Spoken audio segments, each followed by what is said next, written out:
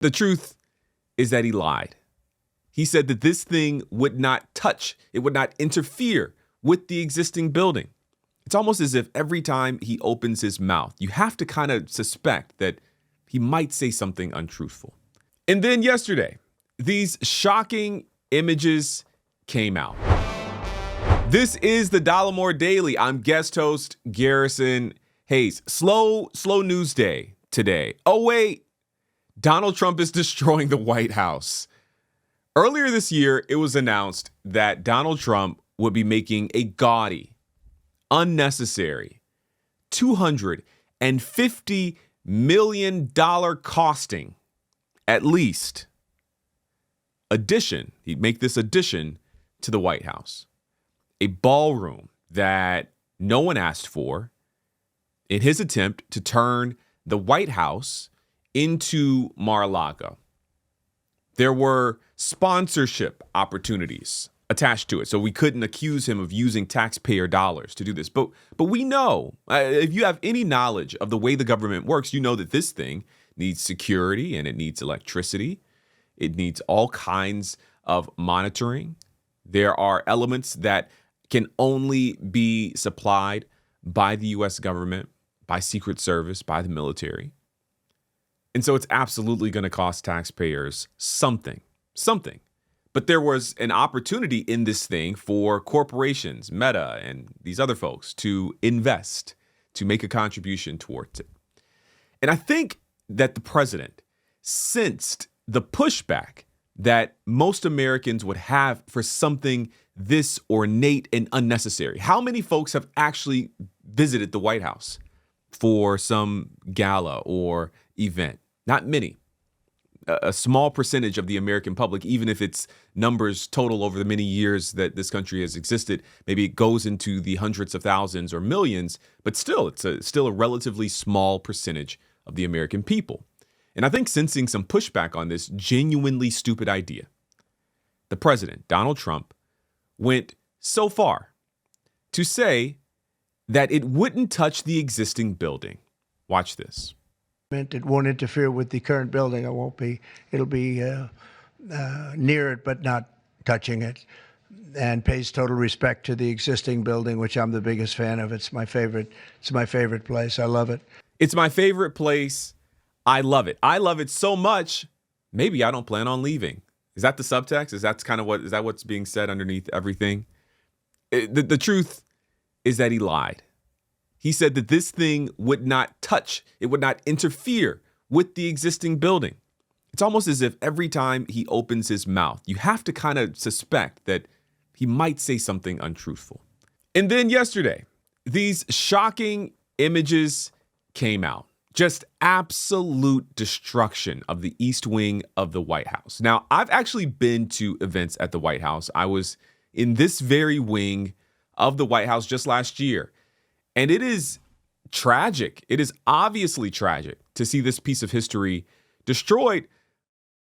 But that's just what Trump does. This is the Oval Office before, and this is the Oval Office after Trump. Just observably worse. Kind of like a Russian oligarch chic. Mar-a-Lago meets the Kremlin meets Hobby Lobby. Like I know that's a Hobby Lobby. Okay, let me not make fun of the Hobby Lobby people. You may be a Hobby Lobby person. This is the Rose Garden. This is the Rose Garden before Trump and after Trump. Just worse. But why stop there? We could do the before and after of Trump on a number of issues. Your rights before and after. We are literally living in a time where before Trump, black civil rights were believed to be an important part of our democracy. After Trump, these rights are being systematically chipped away at lightning speed. Before Trump, late night hosts like Jimmy Kimmel or Stephen Colbert told their jokes with First Amendment protections. After Trump, criticism of dear leader could get you fired. It could ruin your whole career. Before Trump, press secretaries were expected to answer, if not spin, questions from the press. After Trump, right now, Press Secretary Caroline Leavitt responded to a question from a journalist with a yo mama joke. I want to show it to you. This was posted to Caroline Leavitt's the official press secretary Twitter page or Twitter account, where she screenshotted a conversation between her and a Huffington Post journalist, a reputable White House correspondent. He asks her, is the president aware of the significance of Budapest, a place where these negotiations between Ukraine and Russia were supposed to take place? He asks a very clear question. Is this history, has that been made aware to the president? Is he aware of the significance of this place? Who suggested Budapest is the question that this journalist asks and says a thanks at the end. This is a fairly direct, straightforward question with fairly direct, straightforward context added. And the press secretary responded to the question of who suggested this location for the meeting with "your mom did." It's not even funny. It's not even funny. I mean, it could be funny. There is a way to tell a yo mama joke that's very funny. This wasn't it. You just kind of missed. You swung and missed on this one. To which the journalist, SV Date, said, "Is this funny to you?" And the press secretary absolutely just crashes out. This is officially a crash out. She says, "It's funny to me that you actually consider yourself a journal. You are a far left hack who nobody takes seriously, including your colleagues in the media. They just don't tell you that to your face. Stop texting me your disingenuous, biased, and BS questions." Seriously. I would laugh if it wasn't so despicable in every way imaginable. Whatever he touches turns to garbage. That's what we're facing here. Lies, tacky design, and just garbage behavior overall. Okay, I'm gonna call it there. I'm Garrison Hayes, guest hosting for Jesse Dollemore. Make sure you like this video and subscribe to this channel if you aren't already. This is my last day guest hosting on the channel. Which, bittersweet. Feels good to come to the end of something, to accomplish something, to have been able to spend time with you. But of course, all good things must come to an end. If you haven't already, I'd love if you came over to subscribe to my channel. I'm coming very, very close. I'm getting very close to a little milestone. So come over, hang out with me, subscribe, check out what I do over on my channel. Of course, you can follow Jesse at Dollemore on all platforms. You can find links to my platforms over on my YouTube channel. That's it for this one. Thanks for hanging out. Until next time, peace. This is the kind of hoods off, just saying the thing, calling oneself a Nazi, calling black people monkeys. The people in power are conspiring to harm black people, to diminish our voting rights, to dilute our political power. And the same is true for other marginalized groups. We're acting like it's business as usual. It's bizarre to me.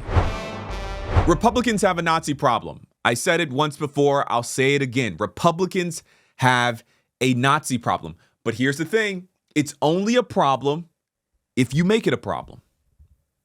It's only a problem if the American people make it a problem.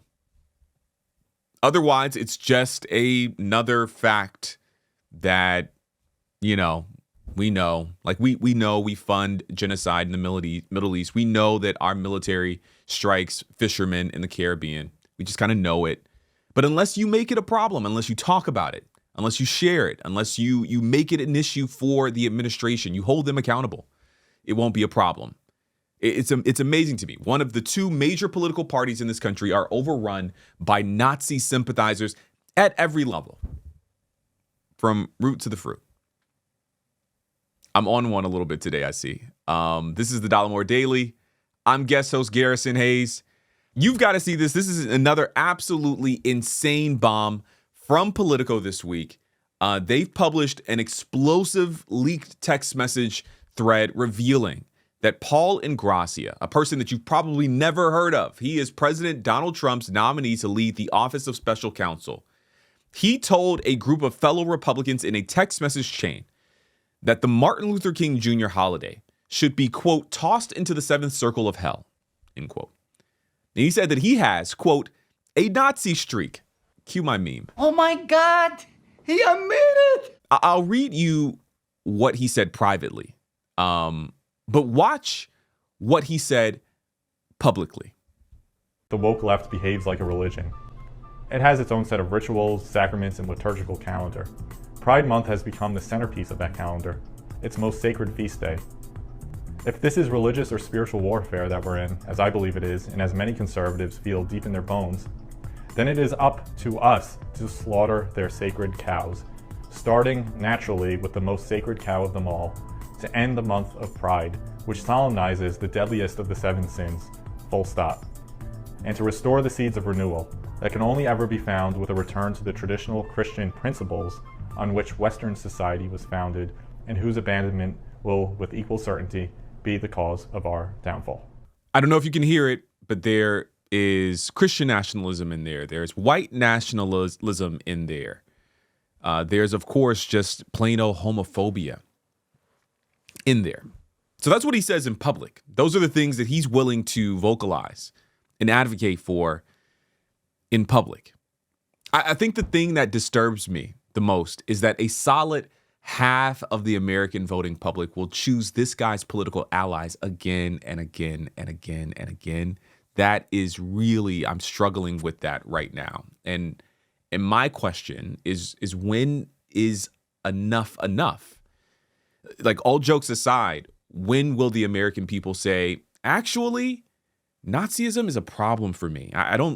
That's a red line that we just can't cross. And if your political movement seems to be completely tied up, if your political movement seems to kind of constantly have affiliation with people who are explicitly Nazi sympathizers, I just can't align with that. I just can't align with that. But the truth is, Donald Trump has a history of racism himself. It's not as though these things weren't clear before. Perhaps they are more clear now. I want to give room that maybe they are more clear than they've ever been, what this movement really represents. But the head of this movement has been credibly criticized as racist for quite some time. Watch Keith Boykin make this point. To vociferously and immediately and without hesitation condemn this disgusting because Donald writing. Trump has a history of racism himself. No, that's These not people, true. Are you kidding I'm me? sorry, Donald Trump that's not started his true. career with racism. In the 1970s, he was sued for housing discrimination. In 1989, he was a part of he was led the lynch mob against the Central Park Five. In the 1990s, he was sued by casino workers for racial discrimination. He led a 5.5-year campaign against Barack Obama for allegedly not having an accurate birth certificate. Donald Trump came in office talking about he was going to ban Muslims, and he was called Mexicans were supposedly He has bringing the drugs. most multiracial Donald Trump has a long history. You didn't deny anything of the things I just said. You didn't deny any of the things I just said. Keith excellently punctuates that point, which is that he said nothing but facts. All of these things are true and have been true for quite some time. I want to show you the text messages from Paul Ingrassia. That's what you're here for. I want to show you those things. But I want to say this first. I firmly believe that when we know better, we have the opportunity to do better. So I really do appreciate you being here, subscribing, sharing, commenting, trying to get the word out on this insanity, which is one of the most important things that we can do right now, is to try to inform people. Maybe they just don't know. But here are the text messages from Trump's nominee to lead the Office of the Special Counsel, Paul Ingrassia. All right, so here it is. Here's the story from Politico. Trump nominee says MLK Jr. holiday belongs in hell and that he has a Nazi streak, according to text. Here it is. He says this: MLK Jr. was the 1960s George Floyd, and his holiday should be ended and tossed into the seventh circle of hell where it belongs, says Paul Ingrassia. To which someone responds, Jesus Christ. Another text. Someone commented that Paul Ingrassia, the person we're talking about, belongs in the Hitler Youth with Obergruppenführer Steve Bannon. My goodness. To which, this is the context under which 30-year-old Paul Ingrassia says, I do have a Nazi streak in me from time to time. I will admit it. Now someone might say, oh, this is just a joke. Oh, he's just telling a funny. These are tongue-in-cheek remarks, right? But the truth is that with the rise of anti-Semitism in this country and around the world, it is extremely disturbing to see the casualness that people have around Nazi ideology and symbology. Just the willingness to kind of associate with it so casually, just casually identifying as a Nazi is insane, but incredibly common these days. He goes on, another text message that they published. Never trust a Chinese person or an Indian. Of course, I say Chinese person. He uses what you can see here, a term that many consider to be a slur. Never trust a Chinese person or an Indian person. Never, he says. This exchange is the one where it really kind of caught my attention as a black man. I think all of these things are indicative of a kind of anti-blackness, anti-diversity, white supremacist kind of view. But this exchange was very, very telling. He says, I said we were making Kwanzaa illegal in the next Trump administration. That was the gist of my tweet. He says, no Mulinyan. Now, I didn't know this term. I'm not familiar with this term, but this is a slur that Italians apparently use to describe black people. And he's saying, as evidenced in the context alone, no black holidays. From Kwanzaa to MLK Jr. Day to Black History Month to Juneteenth, every single one needs to be eviscerated. Where are the black Republicans? Genuinely, where are they? Where have you guys been? Where's, Senator Tim Scott? I want your voice in this conversation. I want to know what you think about this. I want to know what you think about the young Republicans. I want to know what you think about this kind of rise of white Christian nationalism taking a deeper hold within the party. I want to know what you think about Trump's nominee to lead the office of special counsel. I want the black Republicans to come out and actually stand for something. I want you guys to actually have integrity and to stand for something. Where's Black MAGA? Now, of course, we know that this stuff is not happening in a vacuum.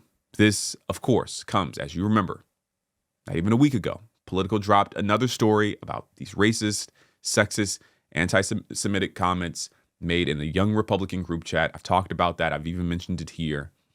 This is another 30-something-year-old white man who is sympathetic to Nazism. And at some point, we're going to have a very serious conversation. We're going to have to address the fact that while the Supreme Court is rolling back racial protection measures, they're rolling back the Voting Rights Act, gutting Section 2 of the Voting Rights Act, at the very least poised and anticipated to do that. While they are saying we need fewer protections for minority groups, our country is getting more and more hostile, explicitly racist toward those groups. This is the Trump effect. I want to say that clearly.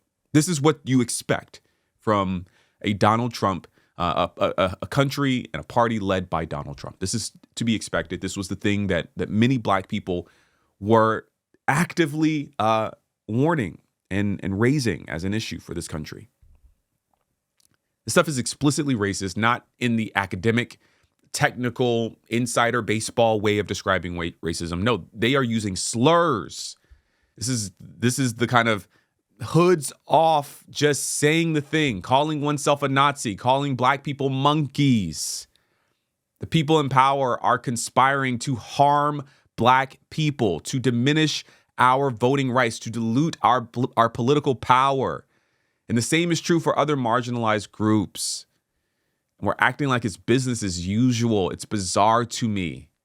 And if you are sensing a level of frustration, it's because it feels as though no matter how much we say it, no matter how clearly we articulate it, like I can write the most beautiful letter. You have some of the best writers of our time in Nicole Hannah-Jones or Ta-Nehisi Coates or Ibram Kendi or Bria Baker or Lene Vanee or any number of people who are speaking with clarity on these topics. Jesse Dollemore, my friend, speaking with clarity on these topics.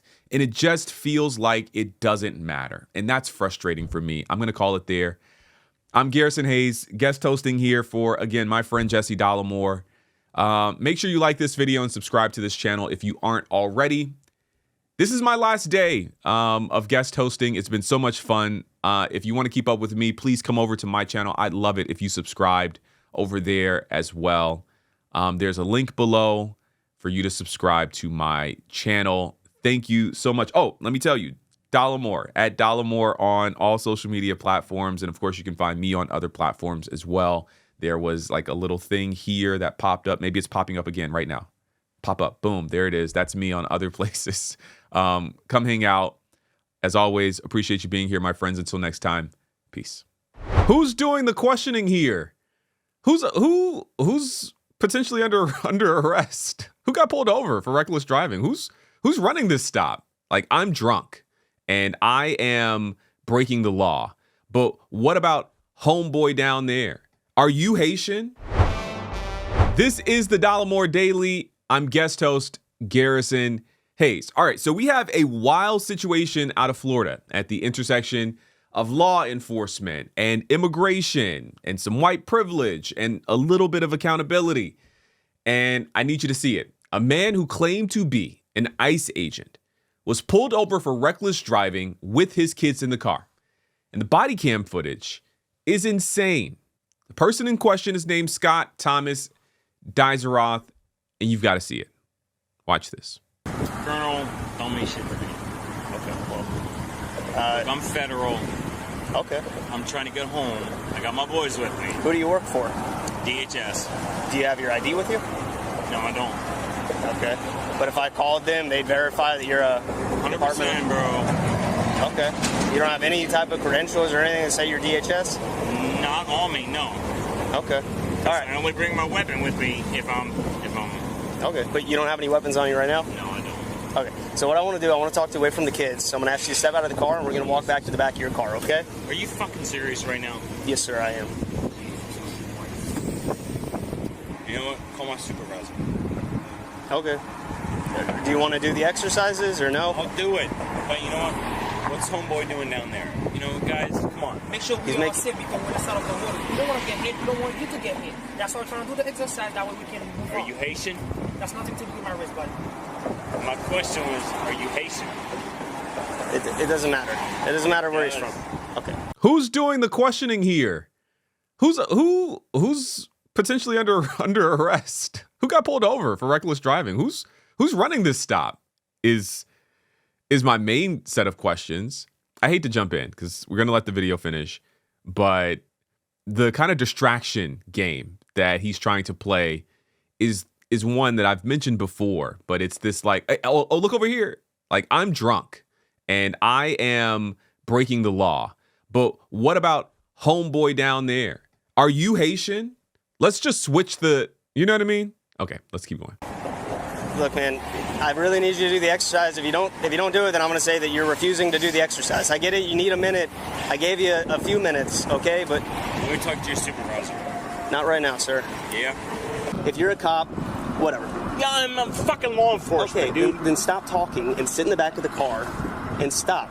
Stop No. this. Come on, let's go. Stop this. What about my kids? We're gonna take care of it. No, But I'm first not I need- going in there. Let me talk to your supervisor. Does it feel a little late to be worried about the kids? Okay, keep going. Again, you can talk to him in a second. Nope. Not going in there without my supervisor. Okay, let's go to the other side. Come here. Come on, man. Don't pull against me. Let's go over I'm here. not moving. Bro, don't fucking do this. Let's go. Lane. Okay, I'm gonna... Hey, come on, buddy. We're not doing this. Come on. Let's go. So you guys are fucking shut. Come on. Put your feet in. Stand up. Stand up. Come on. Stand up. Okay, so this guy's having a very bad day. I take no joy in him having a terrible day. It is clear to me this is probably one of the worst days of his life. You know, the truth is, you know, he tries to profile the black guy, asking him if he's Haitian. He's obviously doing something that that I know folks who've lost loved ones to drunk driving, and so I'm especially sensitive to that. So it's reckless all around. It's bad. He's bad. But shout out to the officers who did their job very, very well. Shout out to that black brother who may or may not be Haitian. I do not care. He's clearly doing his job exceptionally well with grace and patience.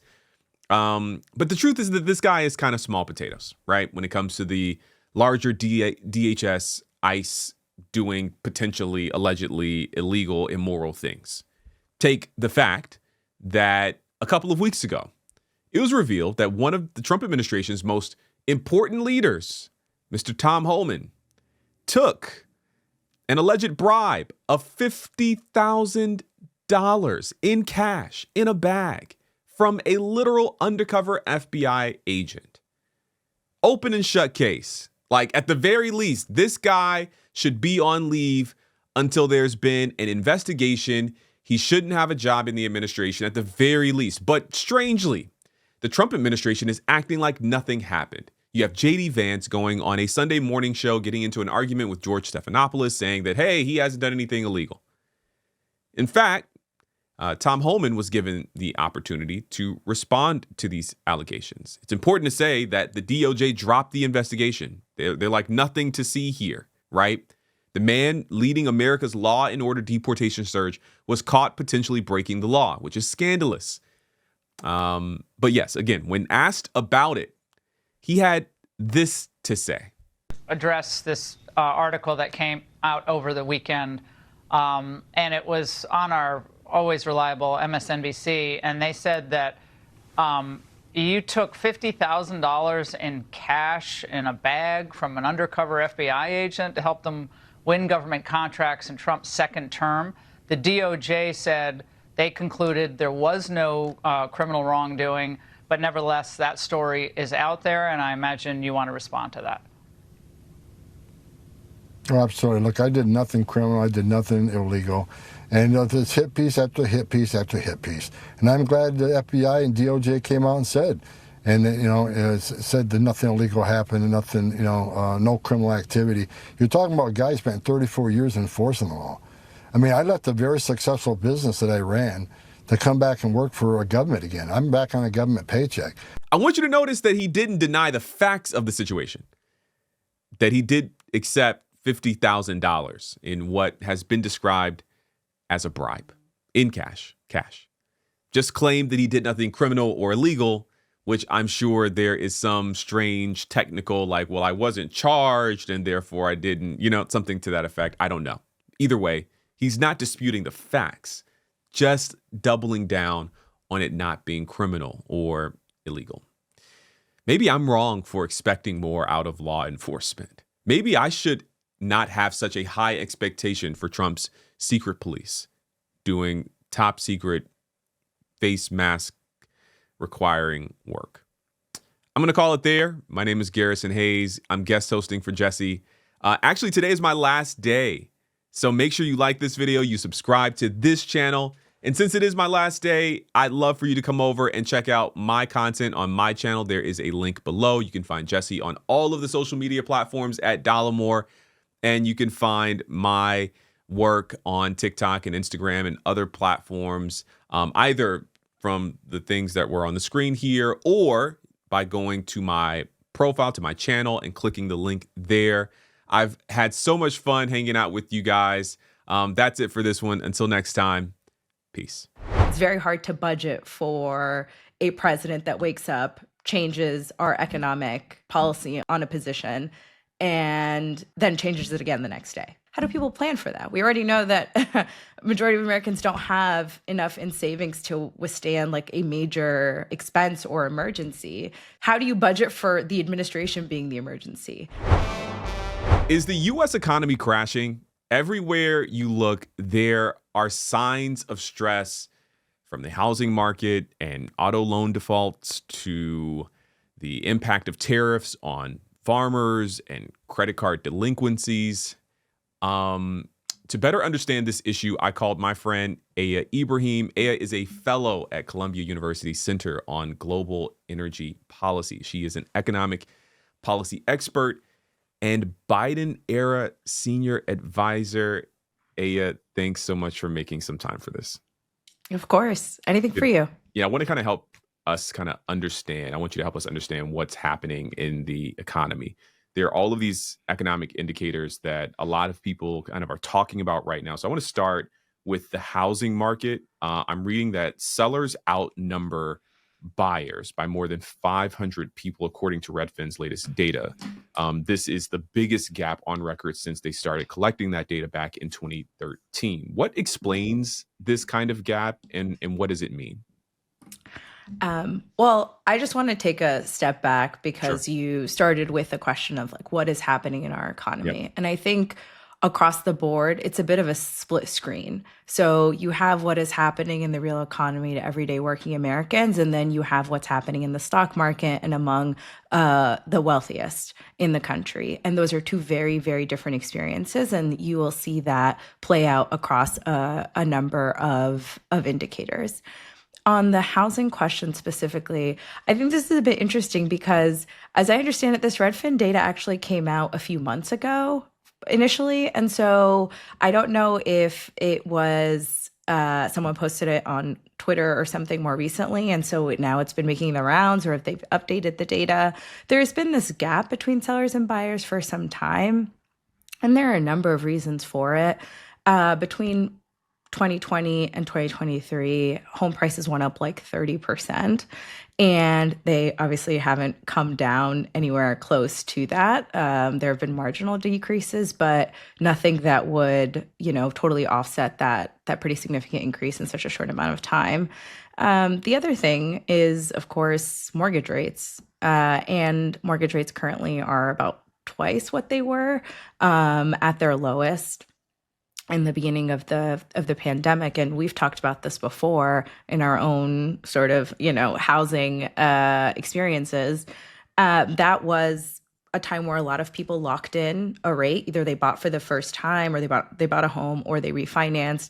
And so if you think about it, why would you go from a 3%, sub 3% interest rate to then having to face a housing market where at best you're getting 6.3, I think? Like, we're now sub 7%, but it's still significant. So you're paying more for less house. Yeah, no, for sure you are. I was lucky enough to have bought a house. I've told you this in the past that my wife and I, we bought a house in the summer of 2021, which means we got the 2.75, which is just like free money. It just feels like free money. And now the thought is like, should we get something else? And then you look at the interest rates and it's like, absolutely not. I want no parts of that. So I totally understand what you're saying.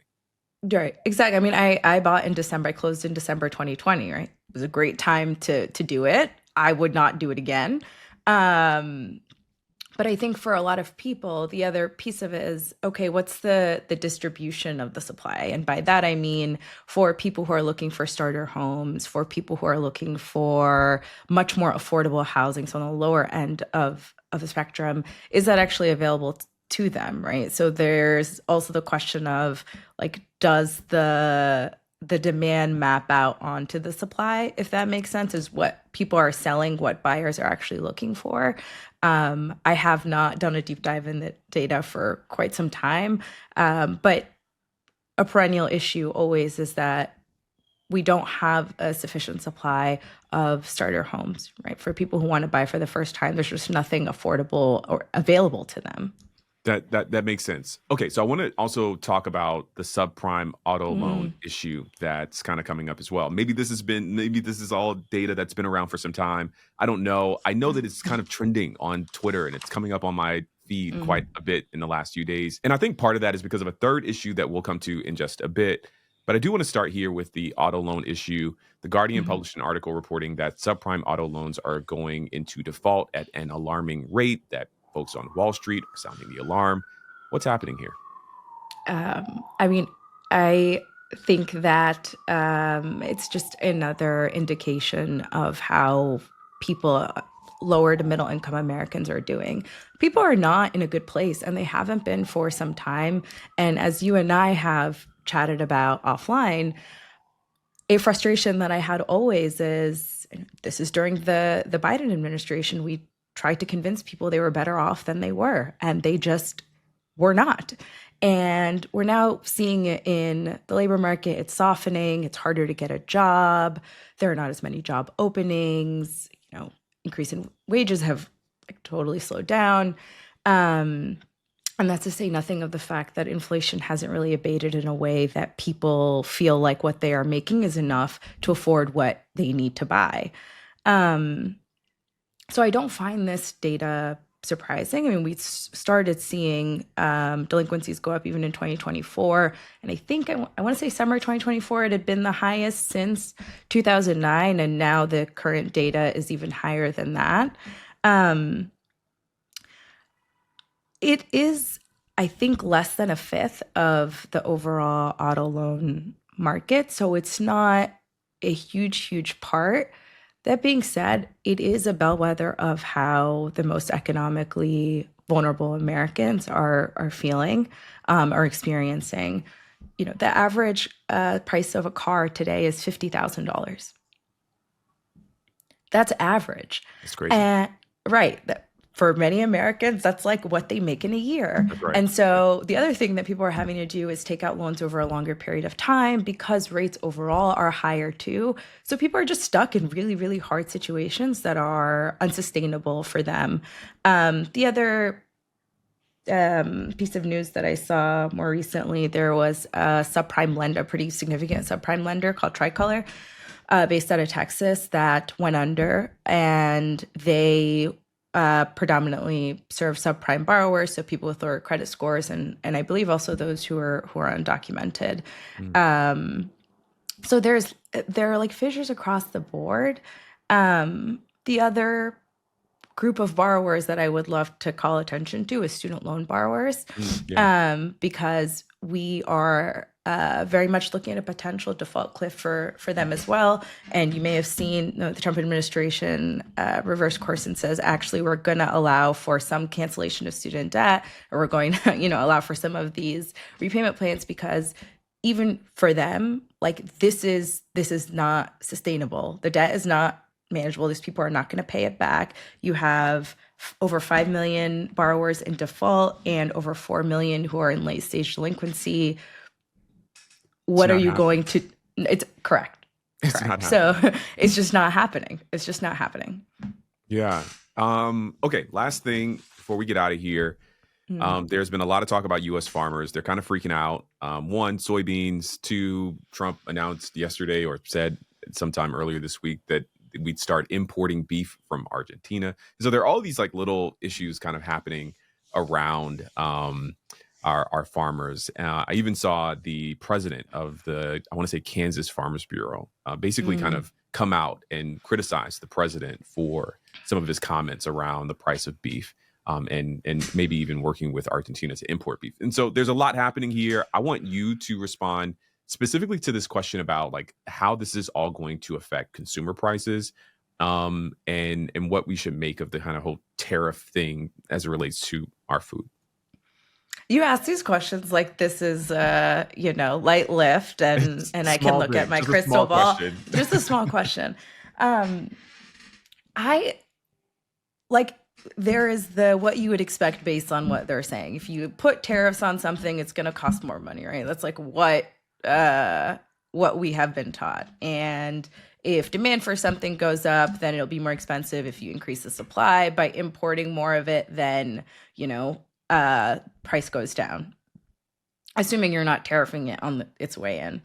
And on beef, what I understand is that it's like processing that is actually where a lot of the cost is coming in, and less on the actual like cattle. But right. I am not an expert in that, so I do not want to claim it. Sure. What I'll say is this. The Argentina of it all is in the background of this entire discussion as well. And so you've imposed these tariffs, and you've also pursued this bailout of Argentina, despite the fact that the economic reforms that they're touting are not working, and that's why they need yet another bailout. Right. Argentina then turns around and starts selling China soybeans because China is not buying soybeans from American farmers anymore, but they still need soybeans and they're still going to import them. And so it's like you're getting played on both ends. And so like President deals, I don't know if this is the best one. And on farmers, this is not their first rodeo with this president and his policies. Back in the first Trump administration, I think they saw a bailout of almost $30 billion. Same thing, imposed tariffs, the buyers stopped buying, and the farmers still had to find a way to make money off of the supply that they were sitting on. Buyers were not here, so we bailed them out. But and I don't know if the leader of like Kansas farmers had said this, but I hear over and over again that folks are just they're not looking for a handout. They don't want a bailout, right? They just want to be able to sell what they're growing. And this president, his policies has made him very difficult to do so. Can I ask you a question about that? That point about a bailout, one of the kind of underlying questions that I've been thinking about is, would things have been better if Vice President Kamala Harris was President Kamala Harris right now? And this idea, when I was reporting on this stuff last year, like literally a year ago, one of the things I heard over and over again was that we don't want the home buyer program. We don't want a bailout. We don't want a stimulus. We don't want a handout. We just want things to be affordable. We want to be able to get it on our own. We want good jobs and that kind of thing. And it feels almost like a little counterintuitive. I think those things are what allow you to do it on your own. And we know, this is now me. This is my opinion. So this is me talking.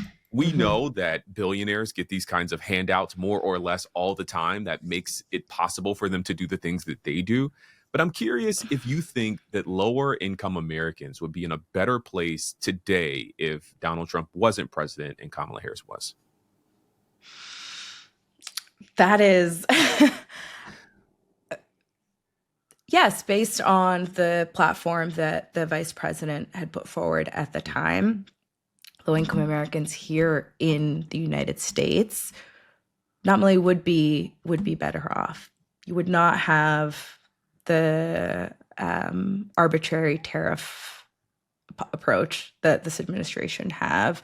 You wouldn't be picking fights with allies left and right. You wouldn't be injecting unceasing chaos and uncertainty into people's day-to-day lives, right? And so, you know, when I talked about split screen economy at the beginning, people keep waiting for the market to react, and they'll say like, oh, the market has priced this in. Okay, well, the market can price this in, but regular working people cannot. So it's very hard to budget for a president that wakes up, changes our economic position or policy on a position, and then changes it again the next day. Like, how do people plan for that? We already know that majority of Americans don't have enough in savings to withstand like a major expense or emergency. So how do you budget for the administration being the emergency? Right. And that's to say nothing of, I mean, and I should have started at the top, which is the heinous tax bill that the Republicans passed